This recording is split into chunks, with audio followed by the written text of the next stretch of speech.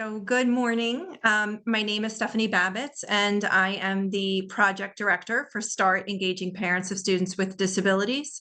Thank you for joining us this morning in our workshop, The District's Role in the SEPAG, Collaboration, Communication, and Coordination. I am joined this morning by my colleagues, my co-presenter, Beth Cosentino, who is our project coordinator for the START project. Also joined by Brenda Figueroa, who is our bilingual parent group specialist on the team, and Ellie Santiago, who is a parent group specialist on our team as well. We'd like to thank the New Jersey Department of Education for inviting us to present this morning. This has been great. We had such a wonderful workshop last week, and we're excited to be back this week presenting. So let's jump right in. So we're going to go through the agenda. So this morning, and again, if you attended our workshop last week, or if you've attended any of our workshops in the past, you know that we are pretty casual here. So feel free, if you want to drop in the chat box, maybe let us know what brings you here this morning. We want to make sure we answer questions and really engage in a lively conversation and dialogue around SEPAG, something that's very near and dear to our team here at START. So we're going to go through and do a brief review of the special education parent advisory groups. We're going to discuss the roles that districts and parents play in their SEPAGs, review some best practices for meaningful collaboration, communication, and coordination. And hopefully you will gain some tips and strategies and resources to help you work through some of the barriers that you may be facing. So with that, I'm going to throw it over to Beth, who's going to give us an overview of SEPAGs and SPAN. Beth? Hi, thanks, Stephanie. Good morning, everyone. All right, so I'm going to just tell you a little bit about who is SPAN. Since 1987, families in New Jersey and beyond have made SPAN their first stop for support and resources.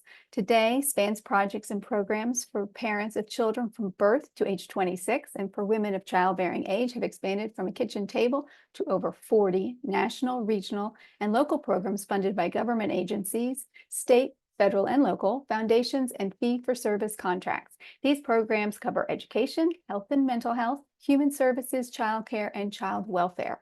Our mission is to empower and support families and inform and involve professionals interested in the healthy development and education of children and youth.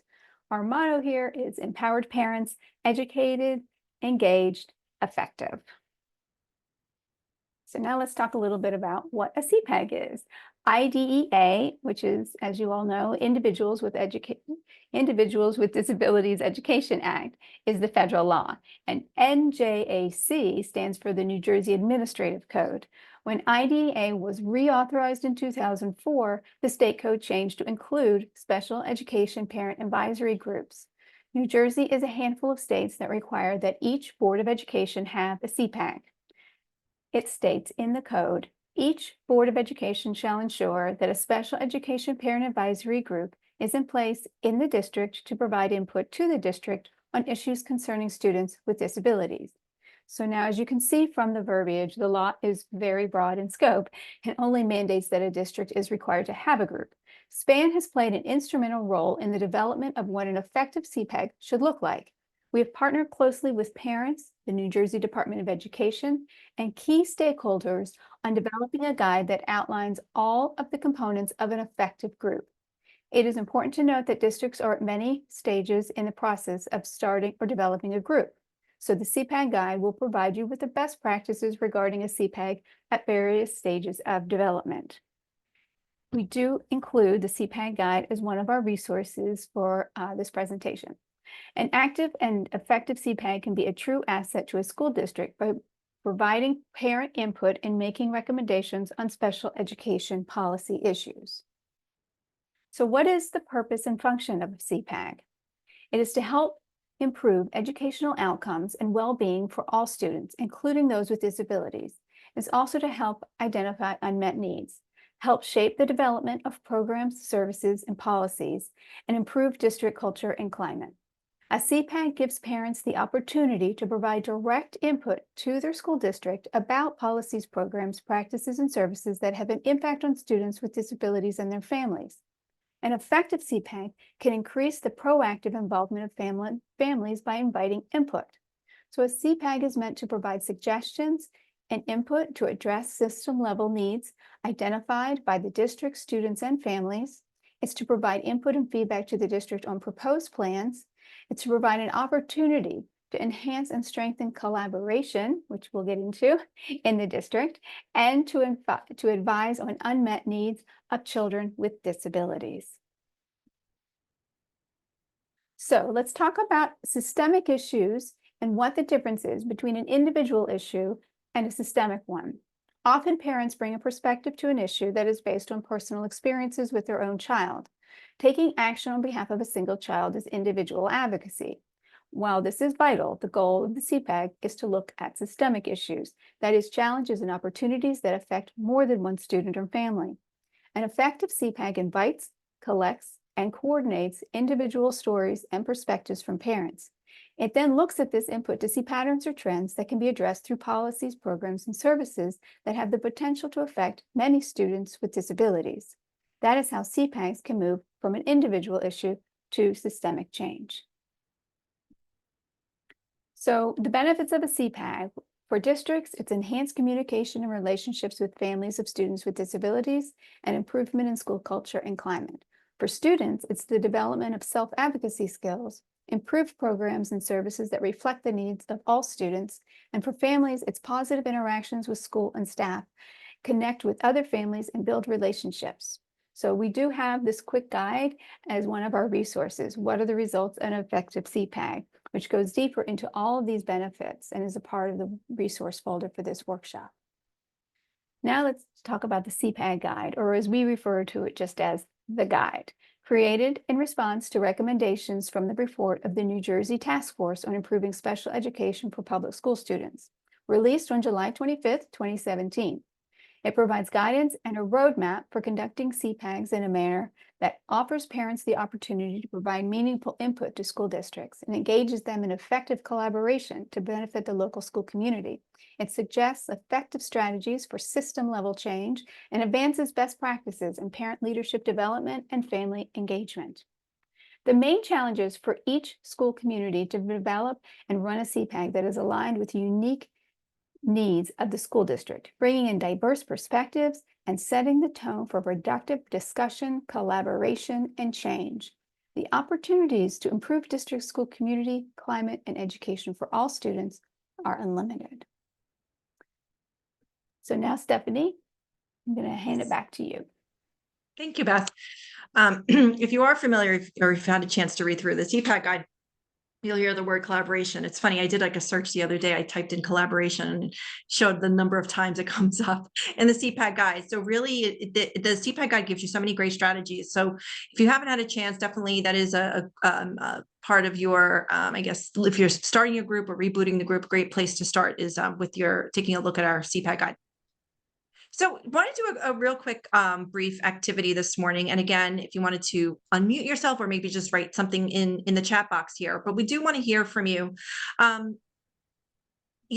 So our presentation today is to discuss collaboration, communication, and coordination. And we know that each is a key in the success and sustainability of a SEPAG, but how do we get here? How do we get to being collaborative and having effective communication and really working together, and having strong and impactful coordination?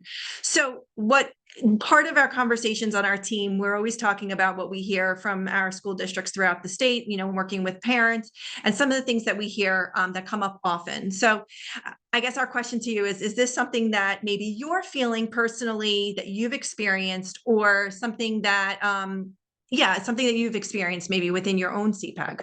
And the first is perhaps we hold meetings and parents don't show up. And that could be as a SEPAG. Do you find that this is happening, that you're holding meetings and parents aren't showing up? Or as a district, are you trying to help the parents start a group and you're holding meetings and parents don't show up? Does this sound familiar? Because this is what we do here. So is this something that's familiar? The next is We're getting messages in the chat. Yes. Okay, go ahead. I can't see the chat. That's all right. I'm seeing. It does sound familiar, right? Hi, can I add to that too? I know people are putting in the chat. How are you guys? Hi. We are finding it difficult to even find where the groups are and to be able to introduce ourselves and inform them about services. I'm not sure if that's because we don't have an active group or like everyone is saying, it's difficult getting everyone together. Okay. Mhm. Yep. And that's part of the communication. So, but really it ties in collaboration and it ties in coordination. But Beth is going to go into that when she talks about communication in a little bit, because that sounds like it could be a big communication issue. Another thing that we hear is it's not clear what the purpose of the group is in the district. And so whether, again, parents who feel like, oh, there is a group, I'm not sure if I need to be part of this group. We hear that a lot from parents. They're like, I don't know if that's the kind of group that I should be a part of. At the same time, districts will reach out to us and say, we're not really sure if this is the, purpose of the group. We just want to run this by you. So does that resonate with you? Hearing that? Yes. Yep. Yeah. Yep. Third is we have a parent-led SEPAG, but the district has concerns about how the group functions. And so that comes up sometimes too, So again, we're going to talk about that a little bit later. Who's doing what? Who's leading the dance here? Which is it? Is it the parents? Is it the district? What does it look like? And you know what? Spoiler alert, it's both. But it's really, we have a parent-led SEPAG, but the district has concerns. So that is something that we hear as well. And also, this is another one that we hear is we have a parent-led SEPAG, but we can't find parents who want to take the lead. So we want to have a parent-led SEPAG, but we can't find parents who want to take the lead. And again, we do hear that quite often. I think that even came up last week during our workshop. So this is something that we hear quite often. And I'm thinking the fact that we have a nice group here this morning, some of these would think resonate with you. So can I share some more from the chat then? Please do. Okay, so we have one person said we vary topics and times, so we have parents show up. This is a good strategy, we know. Yes, though, this is true for us that parents don't show up, I think. Yes, we recently moved our SEPAG meeting to the beginning of the school year prior to back to school night, and more parents have showed up. Yes, we have meetings, offer dinner, activities, childcare for children of all ages, bring in speakers, but still very little attendance even when we open up to our sending districts. So we struggle with getting parents to even show any interest. Getting them to ask questions about the purpose is impossible. We set up a table at back to school nights. It's been effective in letting people know who we are and what we do. And we have parents and teachers reach out and said that they are concerned their children will get in trouble because of the group. Oh, wow. Now we are in the process of moving it from a district-led group to a parent-led group. We have had one parent express interest in leading the group, but they haven't had a good response from other parents. The conversation often devolves into a small group of parents with very specific issues, which are not often general to group discussions. I have in person as well as virtual. Some of the meetings and sessions are presentations from internal or external presenters. This is a huge struggle for us. Very few parents come to meetings, and getting assistance from those parents is tough. We want school liaisons, but we can't get them. And someone who shared their Education Connection Agency. This is to learn more about a SEPAG and information about it to turnkey to their staff. And there is a stigma about special education. Many parents don't want to show up or get involved because of this. All right, so lots of input and feedback on that. Thanks for I'm responses. excited. I'm excited that we've got a lot of energy this morning. So that's good. Matches my energy, which is great. So and that's good. Yeah. I mean, these are all things that we're going to be talking about. So so I thank you for that as we go through. Yeah, all valid, very, very much valid. So let's look first at the collaboration, because what I'm hearing here is some issues with collaboration. And sorry, I'll just go back for a moment. So best practices. So best practices indicate that when parents are involved as SEPAG leaders, it establishes trust, open communication, and group effectiveness. So this statement is taken directly from our SEPAG guide. when we look at the idea of collaboration. So again, I'm going to say it again, when parents are involved as SEPAG leaders, it establishes trust, open communication, and group effectiveness. Collaboration, by definition, is the process of two or more people or groups working together to complete a task or achieve a goal. Effective collaboration is a partnership that is essential to the success of a CPAG and also to the relationship between a district and parents. So for a CPAG, collaboration, and here are just some of the ways that effective collaboration can be wonderful. It can really help improve educational outcomes and well-being for all students. It can help shape the development of programs, services, and policies, and helps to improve district culture and climate. But getting to the point of effective collaboration, it takes time, effort, and energy, and addressing some of the barriers that may arise along the way.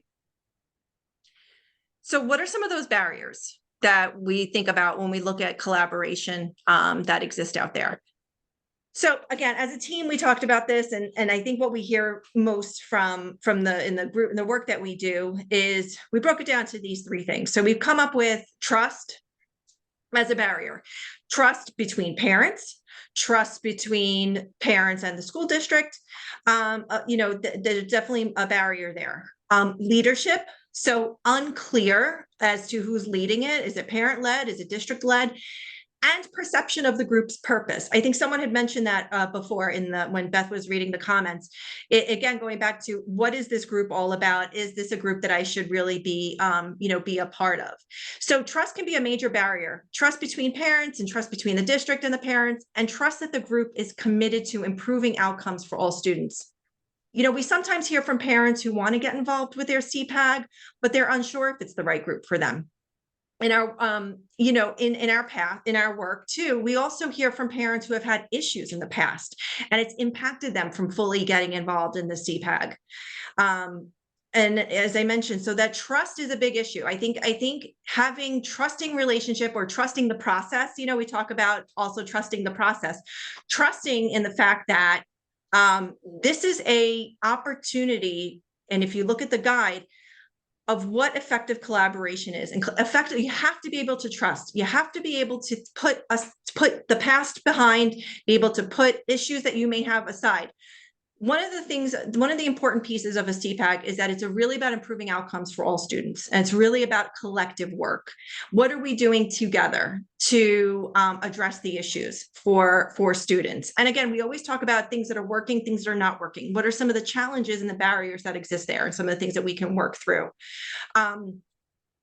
Again, another barrier to collaboration is identifying who is leading the group. By definition, a CPAG is a parent advisory group. Best practices call for a parent-driven process that works closely with schools and the larger community. Parents offer input and strategic solutions that help schools overcome challenges and make decisions related to priorities for special education programs and services. So that's another thing. So again, as I said before, it really is it's essentially meant to be parent-led, but in collaboration with your school district. We talk a lot about that in our previous roundtables we've done, other workshops, and we do this in our individual assistance when we work with school districts to really help you understand it's meant to be a group that's working together. It's not, if a CPAG and parents are working isolated in a vacuum alone, it's very hard to make any inroads or any progress in getting things done. You have to really lean in and leverage that working relationship, the professional relationship between a school district, right? So it's important to have that when you're building your collaboration. And then the third is that barrier, the perception. And I'm going to be very honest, we do hear often that sometimes there is a perception that a CPAG can turn into a gripe group, right? Where it's like, oh, it's just parents getting together, they're complaining, we don't, and so some parents are like turned off by that. They're like, I don't want to go to a meeting where all they're going to be doing is complaining. And at the same time, there's a perception of, oh, that group, we don't know what they're all about, and again, that's where some of those issues come up. And sometimes parents, at the same time, there are parents who sometimes have an unrealistic expectation of the group. There is this expectation that this group is going to be the magic, the magicians, that they're going to just solve all the issues that are going on. But it really is much different. It's really the perception is how do we work through that? And in collaboration and understanding, it's understanding that an effective group is really going back to the idea of parents and the school district working together. Yes, you can have an opportunity for parents to vent concerns and things like that, but doing it in a way, again, we talk a lot about on our team, that's constructive. Creating a sheet, we have tools you'll get them in the resources. Identifying what is the issue. We have this great tool that we have. It's issue, is it individual or systemic? So you identify if it's a systemic issue, what are some of the things that you can do to work through some solutions? And then who's responsible for it and how are you approaching the school district on addressing these issues? I do feel the need that sometimes there is an opportunity for parents to want to come to gripe and complain. But again, how do you move from griping and, from complaining to making it an effective communication, an effective conversation where you're actually working on together toward impacting and creating some solutions? So what can the district do to support the collaboration? Well, building trust takes time. And the continued work of the SEPAG establishes a track record for good input, dependability, and accountability. Respect and appreciation of members is important, along with valuing people for their expertise and perspective. And staying true to the spirit of collaboration. So working together while acknowledging diverse strengths and skills. And so what we did was, with each one, is we've included a tool. Again, you'll get these resources at the end, but we've created this document. And this document is brand new, since you're the first group seeing this, but it's establishing collaboration between district and your SEPAG. This is meant to serve as a reminder. This is a great document that you can use, a great tool you can use in maybe perhaps if it's parents and district meeting together to take a look at this, parents just meeting within their SEPAG to have a conversation. So it's an opportunity to take a look at reminders. If you're not doing any of these things, circle what you're not doing and say, okay, what can we do? What are some of the steps that we can take to get to be able to do this? So I'll read a few of them as a district, because I don't know if you'll be able to, if it's fuzzy or not, but as a district, here are some reminders. As a district, I value input from families and believe we both share in the best interest of children. I actively involve input and feedback from families on decisions that impact students with disabilities in our district. I am available and accessible to families to discuss important issues and strive to resolve matters in a timely manner. And I recognize the importance of a parent advisory group in our district. So again, these are some real great reminders as we're thinking about collaboration as a district to reflect on. As parents, I believe I'm an equal partner with educators, and I do my share of problem solving and planning to help support the mission of the SEPAG. I express my concerns and I seek to get actively involved in the SEPAG. I treat educators respectfully, and I avoid letting past negative experiences get in the way of a positive working relationship for the good of the SEPAG. And I communicate quickly with the SEPAG when significant changes and events occur. So again, things to think about as we're working on toward collaboration. Okay, and Beth is going to take communication unless there was something that's in the comments or something that came up. One thing was added, about the parents getting, we can't get parents to join the SEPAG executive board or volunteer for school liaisons. We only have 3 board members who are parents. So that was going back to the. One of the things on our team that is we do the work, but we also are very actively involved in our groups as well. So, we struggle with these challenges too. These things do come up, and it is, but we're going to continue to talk about that. So let's hear about communication, Beth. Sure. So here we have another quote from the guide. This one is about communication. Best practices indicate that an effective SEPAG can increase the proactive involvement of families by inviting input that can be used to shape local special education policy. So, what makes an effective SEPAG? We're going to talk about on the next few slides the benefits of communication between a SEPAG and a district and what the barriers are that we might run into and ways that the district can support communication. And then we'll share some communication strategies that are for everyone as they come together to be productive. And, I'll mention here too, I think the number one thing that we hear or that I've heard in my SEPAG is concern is communication. I think it's one of the most frustrating things that really keeps people from going to that place of trusting one another is when they're not communicated well with. So I think that it's sort of a universal struggle for us. I mean, just for anybody to communicate well. But when when it comes to the CPAG in the district, we have some helpful things here. So the benefits of a CPAG in a school district communicating well include when parental input is valued and there is a vehicle for meaningful communication, parents are empowered to facilitate change that matters. So this is building off of that, trust, building relationships, right? And then when school districts are able to work with a cohesive and well-organized CPAG that provides valuable input, they can move ideas into action.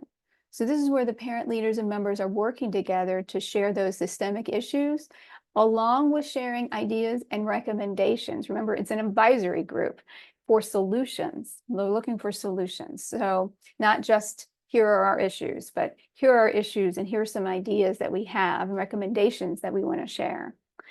And then when parents are trusted and valued as advisors, they are empowered to support change that can result in positive outcomes for all stakeholders. So just like we've been saying, it comes back to the purpose, providing input to the district on issues concerning students with disabilities. The CPAG is meant to be that mechanism for the parent voice. So it's important that they have a chance to be heard. So now let's talk about some of the barriers. Well, accessibility comes up. We have spoken at length about accessibility in our roundtable, right? Not too long ago. And it's to make sure everyone has the opportunity to participate, right? So for barriers around communication accessibility, you want to think about, are the materials shared in languages reflective of the families in your district? And are there multiple avenues to get this information to families? A barrier can also be the technology that is used or not. So how is information being shared? Is it sent through emails and texts and phone calls and flyers on social media? Recognizing that just sending an email isn't enough to reach everyone. This is a note not just for the CPAG, but it's for the district, right? It's for everybody to know it's important to have multiple avenues to reach people. Not only do you want to ensure accessibility through language and technology, we also want to talk about the tone and approach for communication. And what do we mean by that with the barriers? Well, communicating in the way that has a tone of productivity and working together for the students. Sometimes parents don't feel like they're being heard by others, or they're not comfortable sharing information, even within the group. So we want to promote that inclusive feeling and that sense of belonging. Parents are looking to be heard and understood, and making a group that allows for everyone to have a voice that is being heard is important. Yes, you will have the moments where people are going to grate, but providing those opportunities, but also, and I often recommend to groups to have to be able to share the positives as well, right? So hear from the people about what is their concerns and their frustrations, but also things that are going well, because that's where we're also learning to build up those things that are going well. And for districts, they sometimes feel there's some expectation for communicating that they aren't able to fulfill on some matters, such as personnel. They legally can't, share everything that they might want to share because of personnel matters and how that's set up. But recognizing that being transparent in decisions that are being made that affect students with disabilities, so that parents can understand the reasons behind these decisions. And even if it's just not spelled out, but to share as much as they can. So that kind of builds on that trust. So even to say, we're sorry, we can't share more, this is where we are. I mean, that goes a long way, because when parents don't hear anything, then it becomes that sense of frustration starts to build. Like I said at the beginning, communication is challenging for all of us and it's important to share, especially as you're building trust between the CPAG and the district. There's also responsiveness. What are the expectations in responding?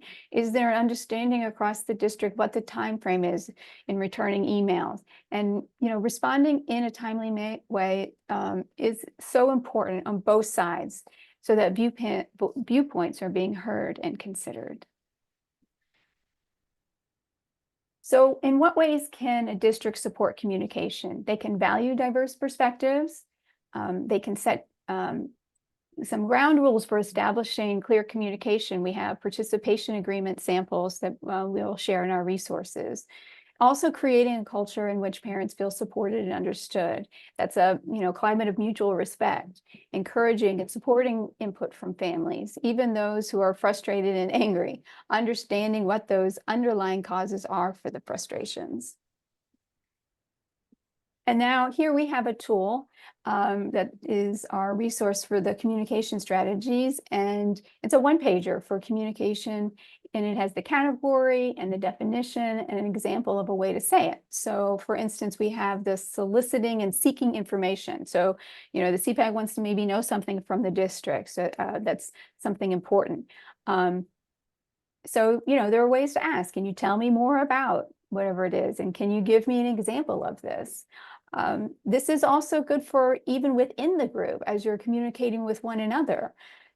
If the parent leaders of the group, or there are leaders in the group that are explaining something and the members aren't understanding it, that can happen too, where there might be some new people joining the group and they want to know more. And then also checking for agreement. So checking the group to see, now that maybe you have clarified things, are parties in agreement? Are we in agreement that we should move forward with this decision? So securing the buy-in of everyone is also really helpful and mentioned in this toolkit. But next, we're going to move on to coordination. Back to Stephanie.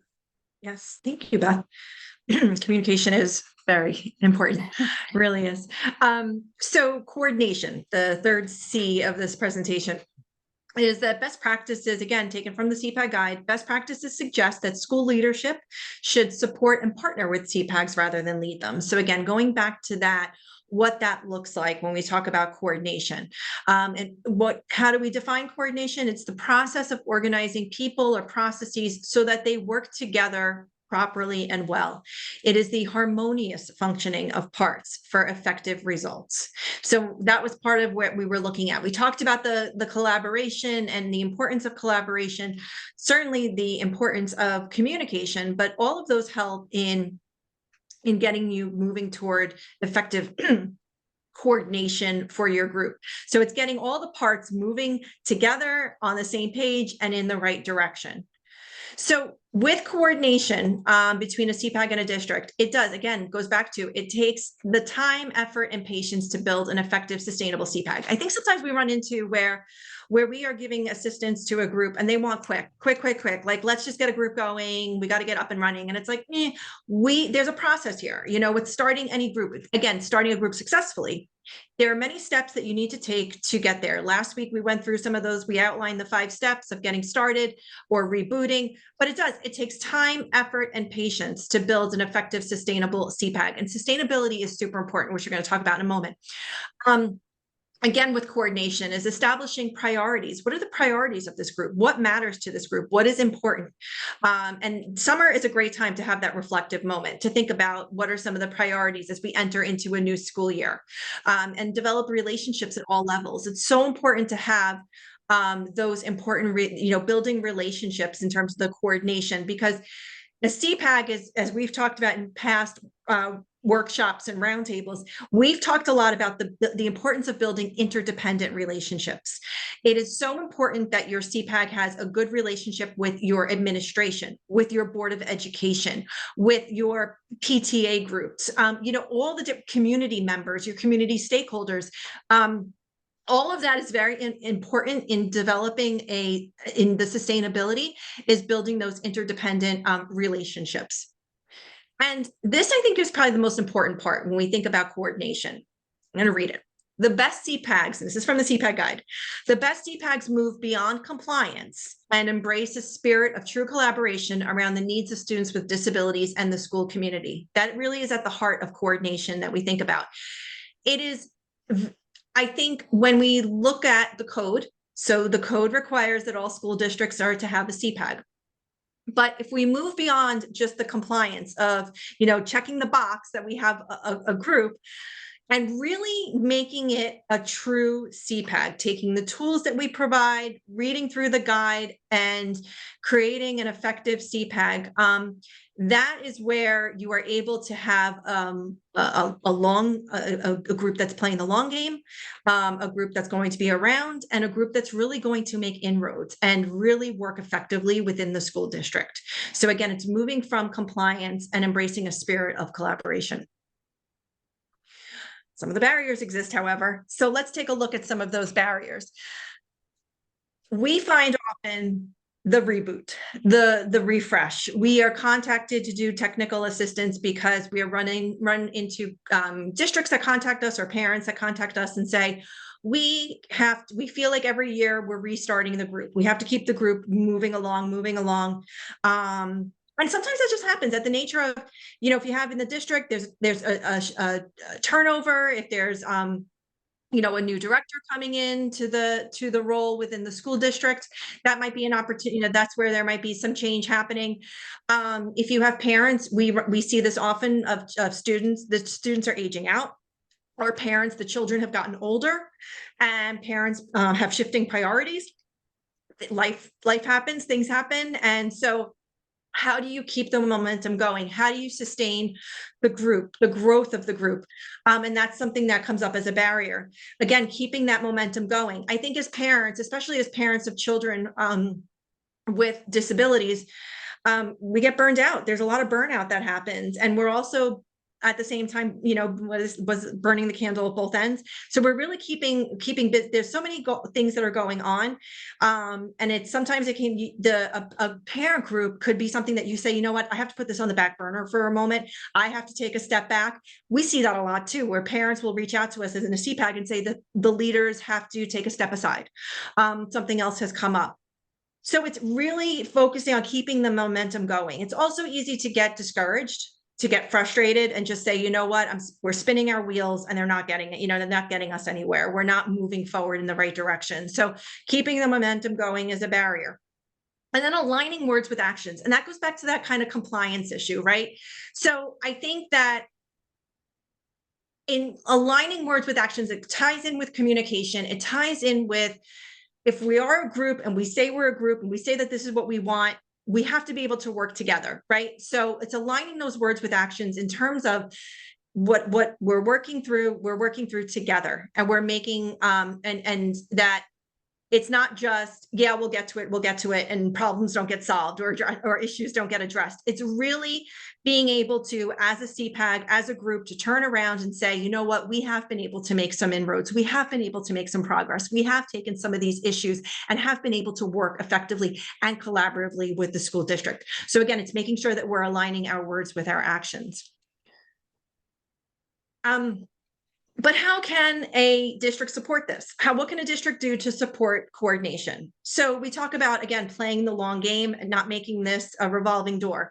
Because if you have a revolving door every year with your CPAG, there is going to be burnout. There is going to be frustration. There is going to be well, why do we keep doing this? So it's really thinking about and being committed to knowing that it is playing the long game. And I know it's hard, again, for some of us, we started our parent group when our kids were in kindergarten and pre-K, we got involved, and I know my son's going into 8th grade. So I've been involved in my CPAG for a long time.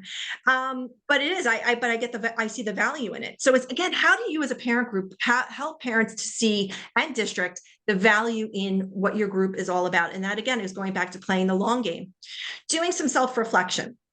I think it's important as a group to be reflective, to look at what's working, what's not working, and how to make some changes and to embrace those changes, right?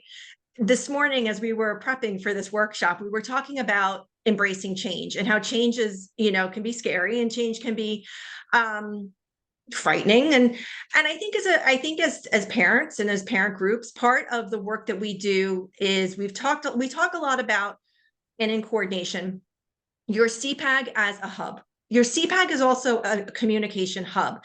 Your CPAG is also looking at and embracing the change. We've got a lot going on just outside of our school districts, outside of, even if we look at the state level, at the national level, there's a lot going on out there and a lot of changes that could possibly and potentially impact our students and impact our children's education and educational outcomes. So how are we working to embrace those changes? And as a CPAG, what do we do to stay the course, to really make sure that we're riding through? And I think a shining example of that is, in terms of embracing change, is when we went through COVID, when we all had to pivot and kind of go into remote. As CPAGs, we had to really recalibrate and think about, well, how are we going to be as a CPAG? What do we do?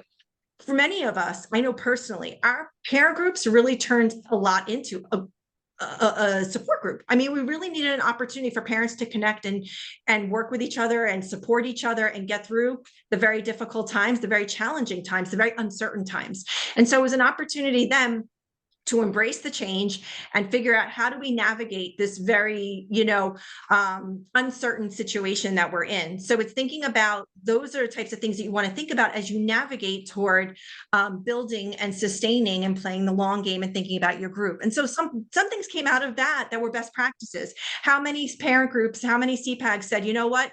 We pivoted, we did remote meetings that worked well for us in terms of the amount of parents. We had good parent participation during that, and we want to keep going with it. So they've remained and continued doing virtual meetings, something that perhaps would not have happened.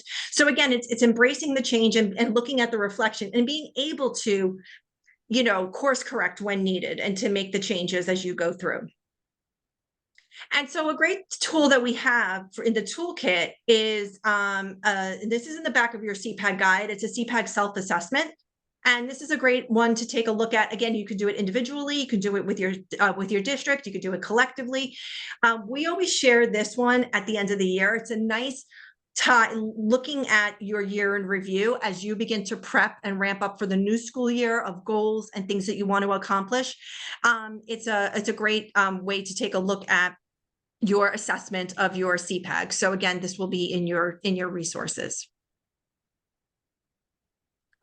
All right, so let's just do a quick summary here of the three C's that we went over. Collaboration. When parents are involved as CPAC leaders, it establishes trust, open communication, and group effectiveness. Communication. An effective CPAC can increase the proactive involvement of families by inviting input that can be used to shape local special education policy. And coordination. School leadership should support and partner with CPACs rather than lead them. Thank you. And what can you do so we've given you these, we've had this conversation, given you some tools that you need.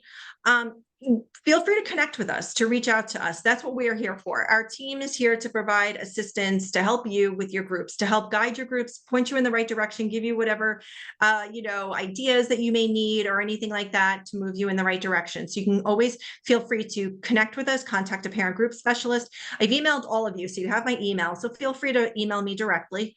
And I can put you in touch with the parent group specialist who covers your county. You can attend a roundtable. So we're actually hosting our summer roundtable.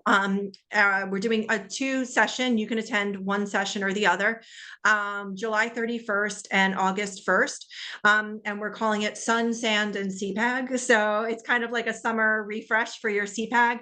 And it'll be a brainstorming session. You can come to one of our roundtables, and our roundtables we hold quarterly, which are great opportunities to meet with other parents throughout the state. SEPAG support clinic. We're bringing the SEPAG support clinic back in September. So if throughout the school year, you're looking to get some additional support, you have a question, you have some concerns, you can also come to a support clinic that we hold. We hold them either in an evening or in the afternoon, in there, all on Zoom. You can come to a SEPAG support clinic to get some assistance. Again, read the guide. We've got so much great information. I don't know how many times we refer to the guide ourselves as a team. We're always going back to the guide because it really does have such great information in there. review our resources. We have a wealth of resources, and stay tuned because we have some great resources coming up for the upcoming school year that we're going to be launching. We're actually in the process right now of revamping things on our website and also revamping our Start YouTube channel, YouTube playlist. So you'll get some videos there, and then subscribe to our texting program. So we have a really good texting program where each week you will get a quick tip or a tip on an event that's going on that could be great for your SEPAG. So let's revisit. And I don't know, were there any questions or anything? Did anyone have any questions before we or comments that came up yet? Let's see. Oh, somebody's mentioned in terms, I think, of when you were talking about the change. It says we are on our third special education director in 3 years and are so burnt out right now. I feel you. I know. I can relate. Yeah. You can relate. I know Beth can relate. Yeah, I mean, and it is. And when you have that, it's like you feel like you're starting over again, right? You're like, oh, and especially if you have especially if there's a director that you had a really good working relationship with, it's always that unknown, right? It's like, oh, someone new's coming, you hope for the best, but you spent all of this time building this great relationship and again, having that, and at the same time, a director that supports the SEPAG, and then perhaps they leave, they go somewhere else, and then they're also like, oh, I'm going into a district that doesn't have that, that SEPAG that we had in my last district. We're kind of starting over again. It's like it can get frustrating because it's like you got to just kind of figure out ways to just keep the momentum going. And again, I talk about before, that's where you continue to build your relationships, your interdependent relationships, and you also have a good relationship with your board, and Beth, did you included the Board of Ed presentation, right, as one of the resources as well? Yes, that's part of also having that good communication too, is in riding the wave of the change, is to always have that good relationship with your Board of Ed so that they also are apprised of what's going on within your group. All right. So what else? Yes. Commented. Should we start the SEPAG and do a gradual release to parent lead? Somebody asked. What was it? I guess, should we start the SEPAG and then do a gradual release to a parent led one? I think is the, yeah. So yes, I mean, the baton. Right. Yes. I mean, I think that having an introductory meeting, but that's where you can call on us and we can help set you up with some good strategies on, getting parents to come and that introductory meeting and talking about what the effective SEPAG is, because sometimes it's important for everybody to hear the same information, right? I mean, we recommend, when we, even like for these SEPAG support clinics and the roundtables, we encourage administrators to come to those as well, because often you are taking the lead on a SEPAG initially to get things going. And so it's great for you all to come and hear the questions and have your own questions ready for us. So we're available, and those workshops and events that we do are open to everybody, Yep, they are. So how do you sign up for this testing? Oh, we're going to share the texting program is in the resource also. So yeah, so we will be dropping, if we haven't done it already, we have the link for our resource folder. And then in a moment, I'm going to have a link to the evaluation for this. So if anyone's wondering, there is a certificate that you'll get for attending today's workshop that will be available once you complete the evaluation. That you'll, and it'll probably be, I'm making the assumption here that those certificates will be made available at the completion of the Summer Learning Institute, which I believe that concludes later next week. So that is my assumption. I could be wrong, but I am making that assumption. So I will find out and clarify, but I am going to assume that. And Brenda did drop the link to the resource folder in the chat.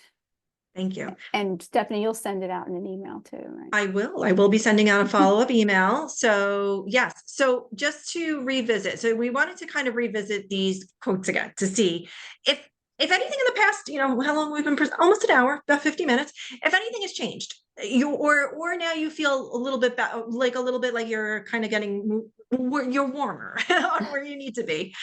So again, do you feel like maybe you have some better ideas of, we're holding meetings and parents don't show up, maybe a better way to try to reframe this or to try to approach this situation, and I think with we hold meetings and parents don't show up, again, I would say here, acknowledging that parents have a lot on their plates, parents have a lot going on, and then looking at, and maybe as a CPAG, you could do, are there surveys?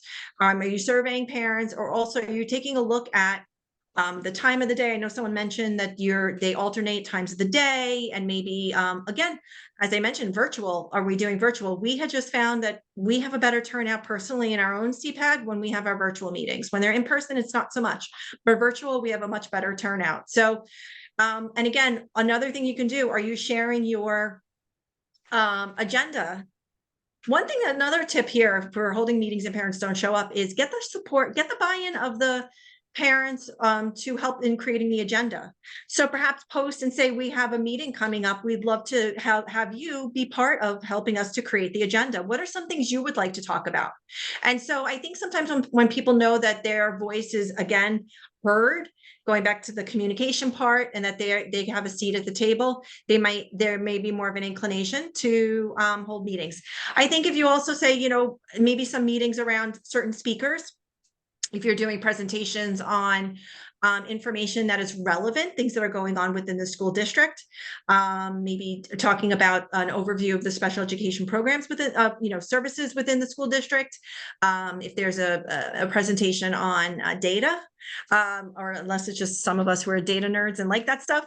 But, those are great ways to also get parents to come when they know that there's information that they can take back to their families, they can take back to their, to help them in their own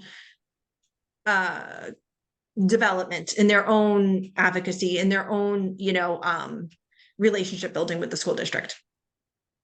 Someone commented, we can't get parents to fill out the surveys either. Well,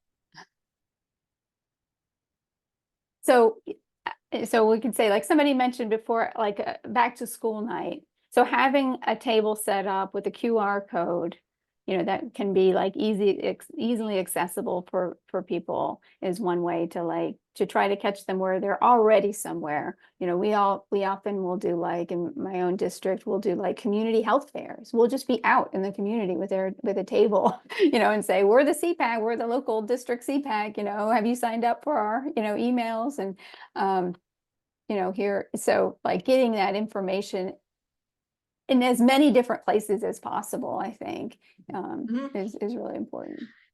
It's interesting. I find that on social media, on Facebook specifically, if I do a general post like, hey, we want to hear from you, like, not as much of a response unless you create a poll. So if you even do a quick poll in Facebook and you give a couple of choices, you might just just click, and maybe just one, what's the hot thing you need to know? If we have meetings at, what night of the week works best for you to have to come to a CPAC meeting, or what support do you need to attend a CPAC meeting? And a lot of times for us, it was like we had to move to we decided to have them virtual because a lot of parents struggled with childcare, and we did not have, again, some CPACs do an amazing job. In districts will provide and that's one of those things that we love when we see districts that are helping to make those accommodations so that parents can attend meetings in person. For us, it was just easier for us to have them be virtual because of some of the childcare issues. So again, those are quick things. What is the most pressing thing that you think would get a parent to come to the meeting? And maybe just post it as a quick poll on social media. You might get a quicker, or you might get more response doing it that way.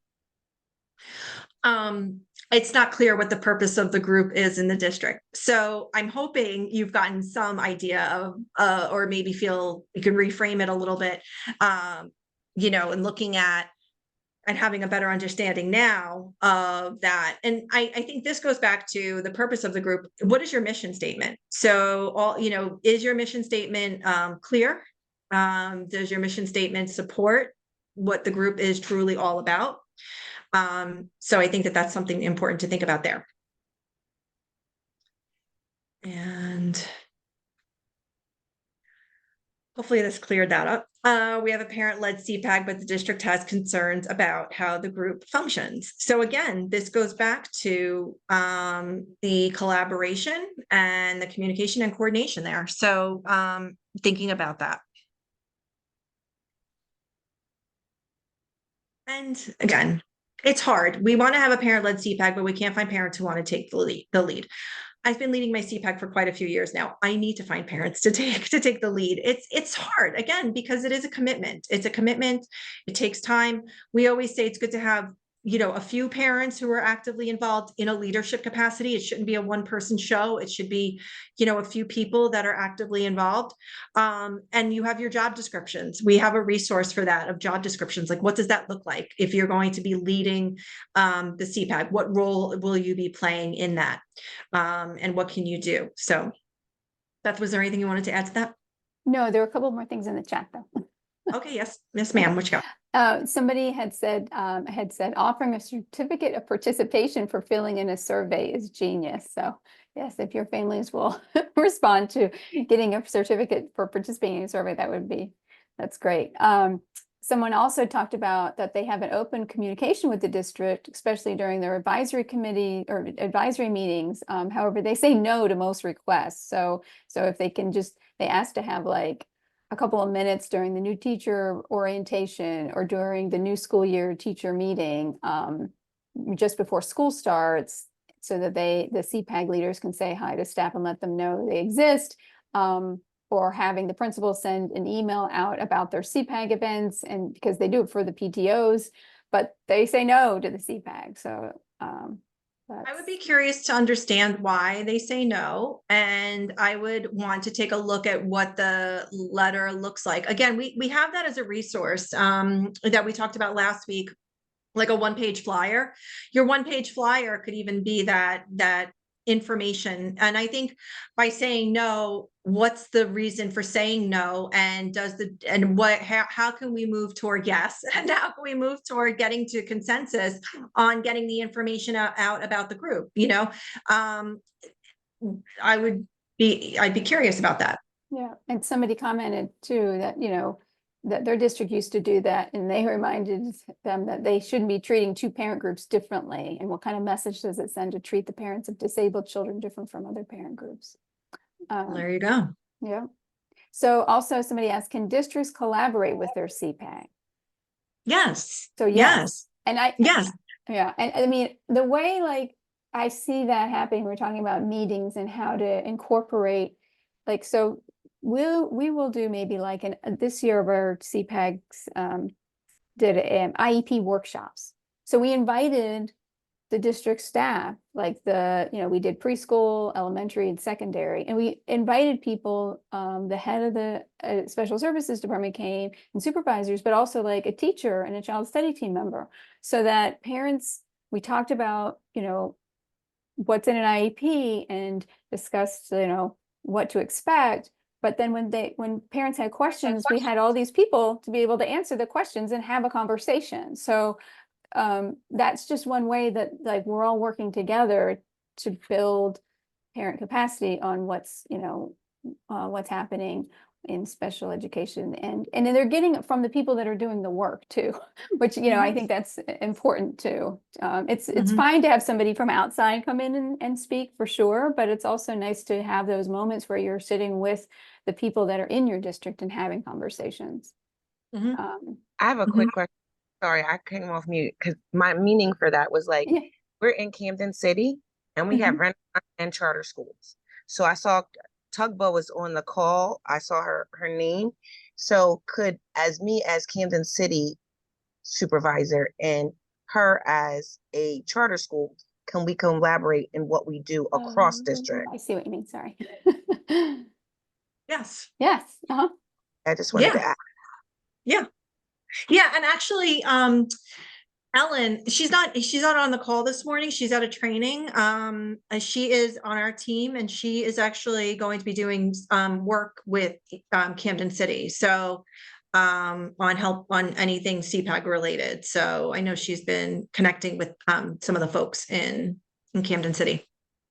So yeah, for sure.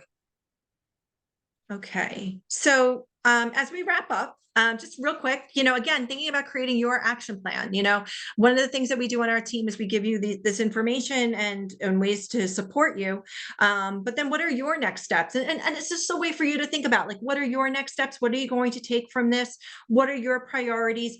And, how are you going to continue to keep in touch with us? Continue your learning about effective CPAGs and learning about and keeping in contact with the START project and the work that we do, because we're here to support you. We're here to, and again, I wanted to also, emphasize, we share best practices. That's what we really do want to highlight and elevate, or what are the best practices? And what we've given you today is an overview too of the best practices, best practices for communication, best practices for collaboration, for the communication, for everyone working and moving in the same direction.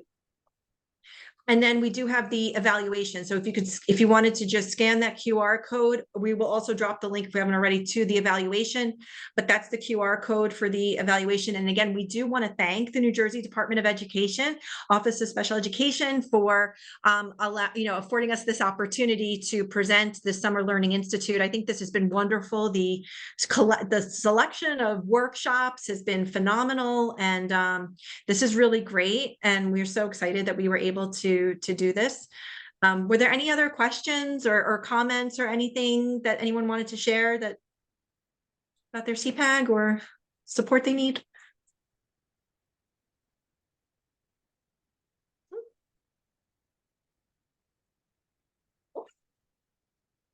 Is there anything else, Beth? I don't see anything. Okay. Wait, sorry, one more. How do we collaborate with the CPAG? Everything feels so secretive.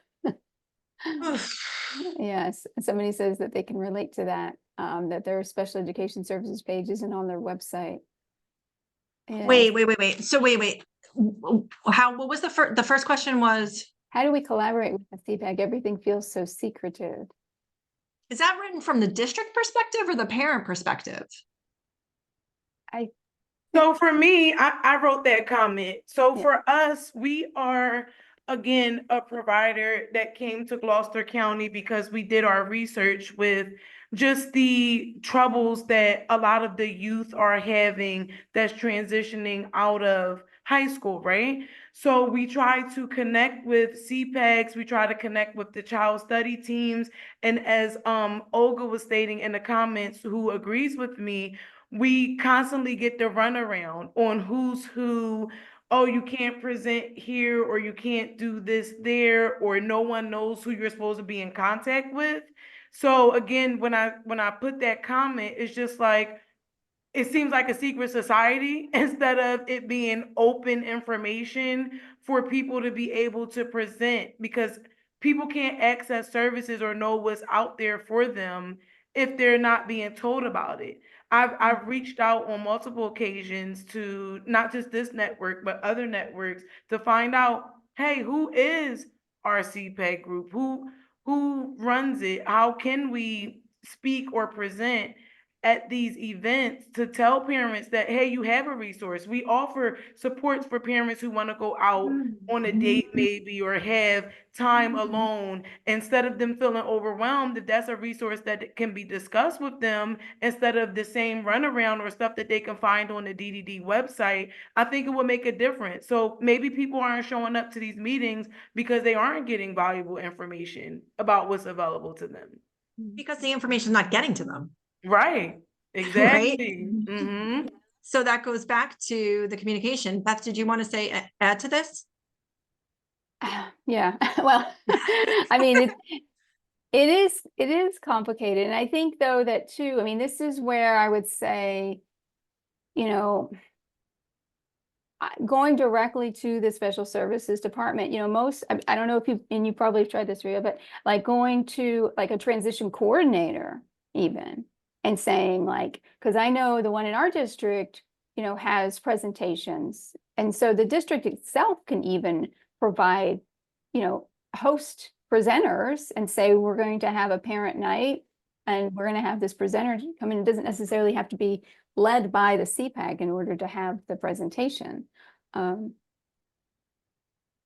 I understand why you would want to be in touch with the CPAGs, that, the parent group that would do it. But the special services department, and like I said, the transition coordinator would be the other people to, request to have a presentation about what can be offered to parents. And I would think that they'd want to do that, Well, that's what I coming would in and think doing all the too. work.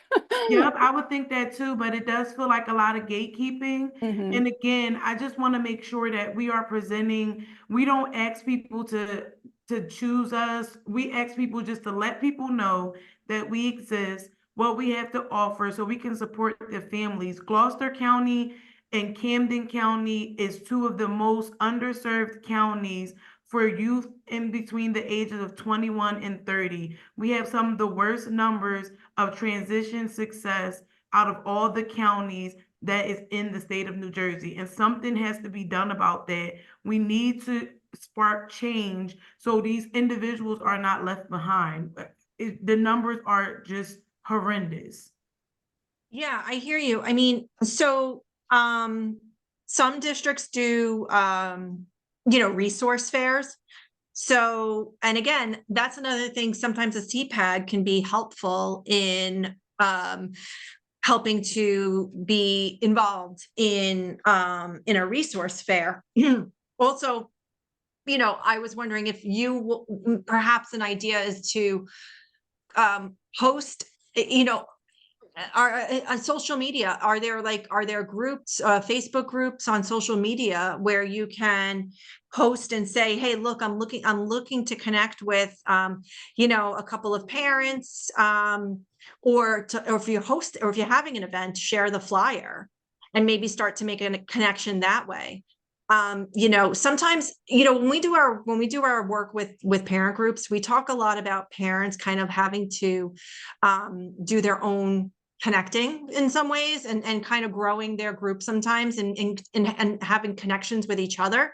And so sometimes you may have to try to connect directly maybe that way with some of those parent groups, or like on social media. If you were hosting a workshop, even maybe do like a quick session, like some type of overview or something like that. Just some suggestions. Yes, thank you. I appreciate those suggestions. And for the CPAC groups, again, that can only be started by parents, correct? No, I mean, it's a district can also be instrumental in helping to start the group as well. Again, we talk about the best practices, which is meant and intended to be parent-led in collaboration with your school district. But a school district can certainly be part of helping to start the group, and sort of, as I said before, pass the baton. Really start the group, but ultimately get parents who are interested in taking on a role. Also, Ryan, I did want to mention, it's hard, and that suggestion of the transition coordinator is a good one, because I think what we find too historically with parent groups as well is that a lot of parent groups, the parents that are active more, I don't want to generalize, but I will say it tends to be parents of children of younger students, younger age group. And as parents of the kids are getting older, they're again shifting, the priorities are shifting. The kids are getting older, parents are preparing for adulthood, for life after school, and things change. So figuring out who that audience is too for this type of presentation. Brenda, I love to hear what you have to say, because Brenda's been through this. Because I'm trying to look at it, from her perspective as a provider, and the fact that, we're talking about an older population, which is where I'm at in my journey. I think she should connect with the regional family support planning councils. And by connecting with them, maybe encouraging them, because I know they are trying as well, they can directly connect to the CPAGs in order to make sure that parents know where to access all resources. Because a lot of times, when you're sharing resource, we can't be specific and say, look, this provider, but we can say, these are the providers in the county. And maybe that's your way around that, making sure that the parents are connected to those regional councils, which are so important, and a lot of parents don't know about them.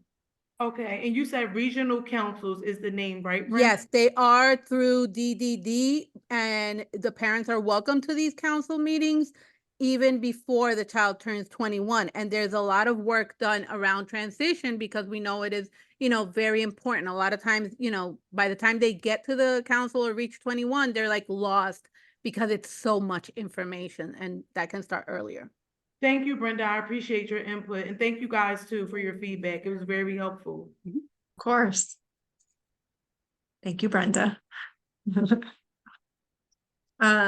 Anyone else have anything, questions or comments or they need help with? No. Hi, I have a quick question. Hi, Christine. Hi. We're going to be doing a resource fair for our district parents in October. Oh, awesome. And we want to invite lots of service providers, you know, DDD, everyone, just a lot of them, you know, Perform Care, everybody. Since Brenda was just talking about DDD, who should I contact in DDD to ask to send a representative to our resource fair to represent DDD? Don't know. I would have I to know, look it's up on the your website. information because usually they have like an outreach person, but also for your county, that regional family support group can then definitely connect you to DDD, or they themselves can be a table there to recruit parents because it's needed everywhere. I'm sorry. Christine, if did you go you- on the DDD website too, they have a link that you can select for them to come out to your resource fair. You would just put in the dates and things like that, that you want them to come, the location, the address, the setup time. So go to the DDD website and where am I clicking to find that? It's going to be on the tab. If you want to drop your email, I can send you the link. So I can go on the website and send you the exact link to click on. So it'll take you right to the page. Oh, okay. Thank you. That would be helpful. Oh, you're welcome. All right, good. Well, this was great. So let me stop sharing. Recording. So